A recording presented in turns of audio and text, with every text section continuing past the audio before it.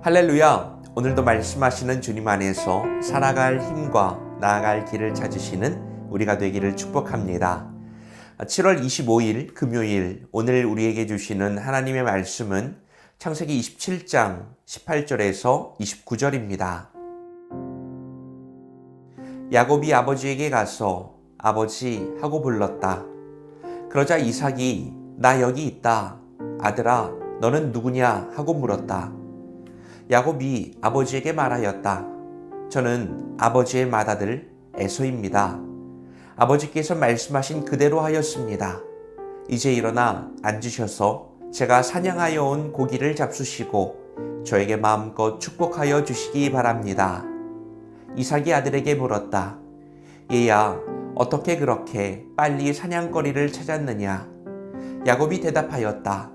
아버지께서 섬기시는 주 하나님이 일이 잘 되게 저를 도와주셨습니다. 이삭이 야곱에게 말하였다.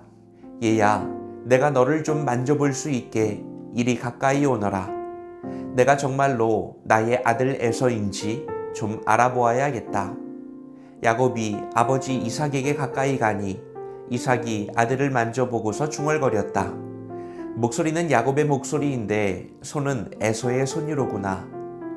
이삭은 야곱의 두 손이 저의 형 에서의 손처럼 털이나 있으므로 그가 야곱인 줄을 모르고 그에게 축복하여 주기로 하였다.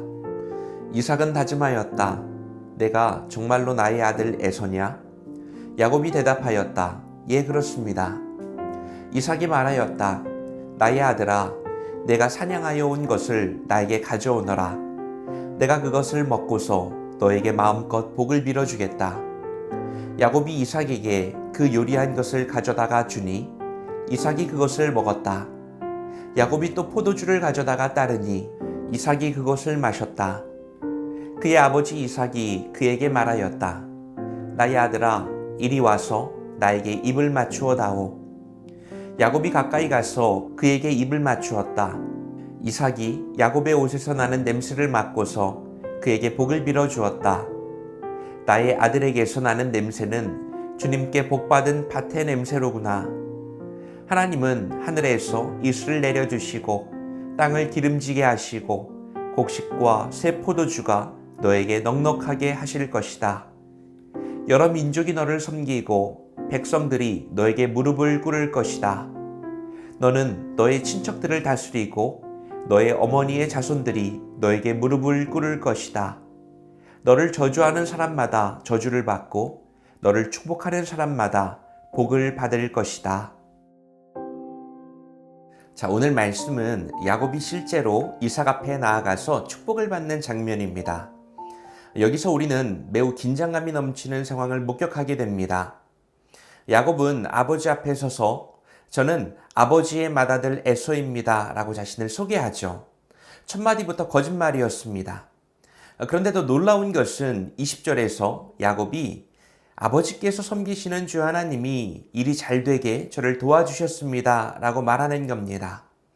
거짓말을 하면서도 하나님의 이름을 언급하는 모습에서 우리는 그의 복잡한 심리를 읽을 수 있습니다.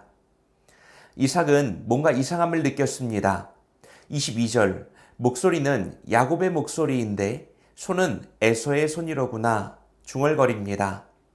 눈은 어두웠지만 귀는 살아있었던 이삭이 반응을 통해서 직감적으로 무엇인가를 느꼈던 것 같습니다.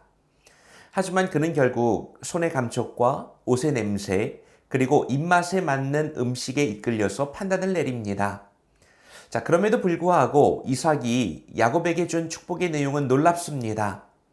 하늘의 이슬과 기름진 땅, 민족이 너를 섬기고 너를 축복하는 자는 복을 받고 저주하는 자는 저주를 받을 것이다. 이런 말들은 하나님이 아브라함에게 주셨던 언약의 내용과 일맥상통합니다. 여기에서 우리가 놓치지 말아야 할 중요한 점이 있습니다. 야곱이 거짓으로 축복을 받았지만 그 축복의 내용은 여전히 하나님의 언약 안에 있다는 겁니다. 이것이 인간의 불완전함에도 불구하고 하나님께서 계획을 이루어 가시는 방식입니다. 뭔가 잘못된 것 같은데 퍼즐들이 맞춰지는 장면이요. 하지만 이것은 거짓말을 정당화하는 것은 아닙니다. 야곱은 이후 긴 여정을 통해서 진짜 야곱, 이스라엘이 되는 법을 배워야 했습니다.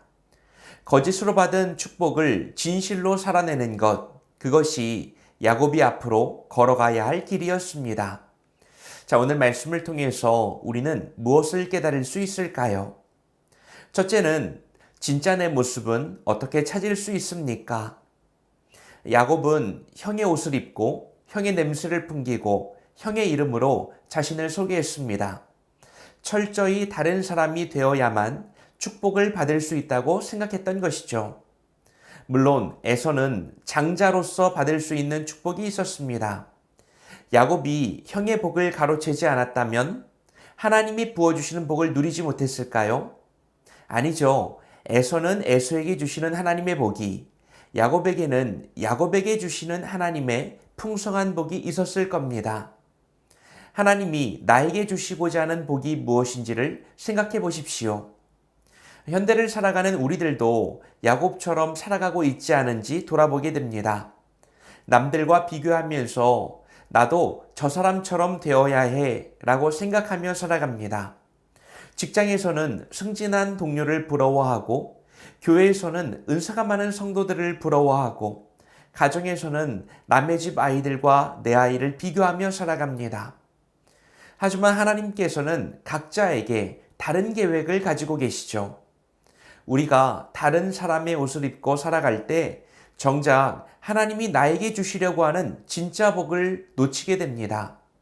말씀을 통하여 결단하시면 좋겠어요. 야곱처럼 다른 사람의 옷을 입고 살아가는 것이 아니라 하나님 앞에서 진짜 나의 모습으로 서는 용기를 가져보시기 바랍니다.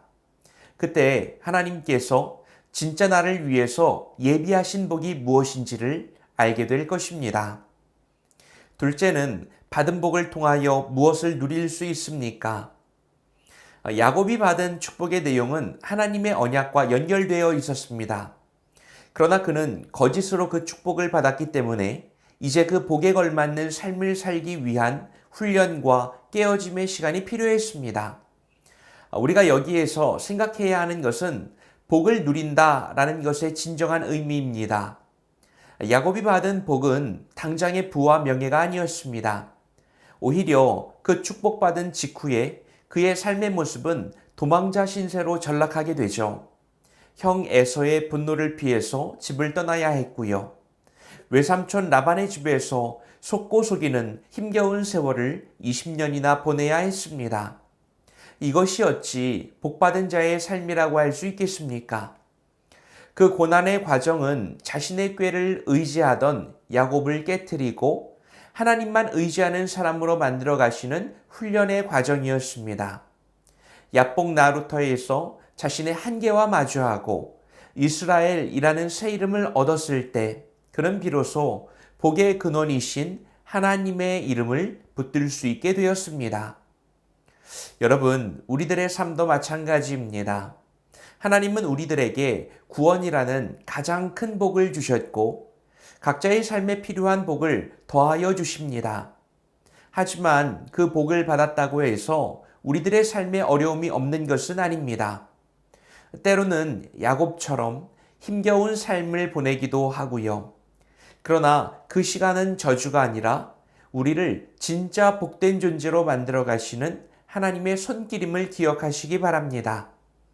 그 과정을 통해서 우리는 나의 힘이 아니라 하나님의 능력을 의지하게 되고 세상의 것이 아니라 하나님 자신을 소유하는 참된 복을 깨닫게 됩니다.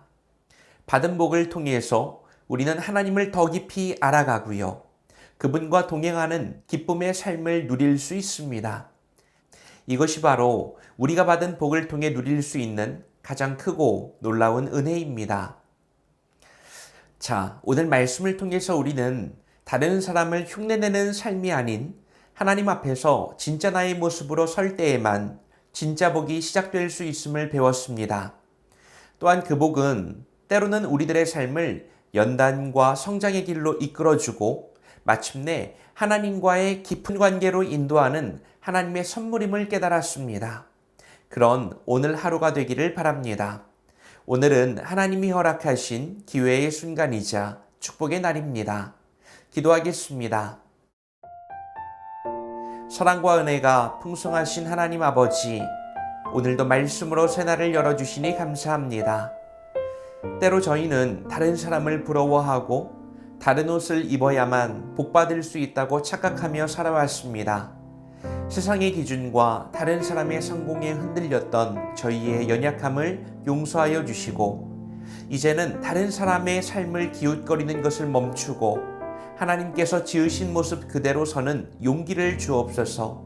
나를 향하신 하나님의 선하신 계획과 예비하신 놀라운 복을 믿음의 눈으로 바라보게 하옵소서. 예수님의 이름으로 기도합니다. 아멘.